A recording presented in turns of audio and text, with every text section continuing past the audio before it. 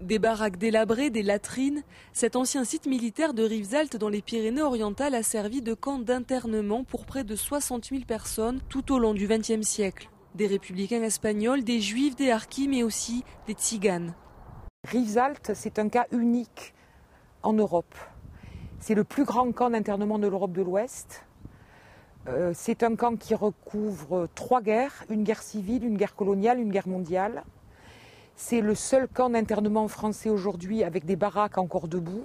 Les républicains espagnols sont les premiers à être internés à Rivesaltes en 1941.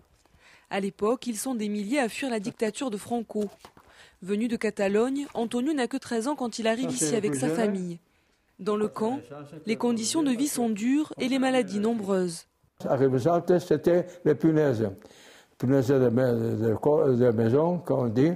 C'était surtout l'été.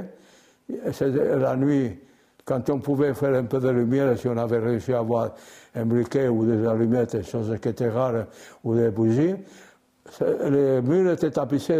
Il y en avait tellement que ça courait sur les murs, mais c'était un peu freinant parce que ça nous rentrait dans les nez, dans les oreilles, la bouche n'en parlons pas, on la fermait.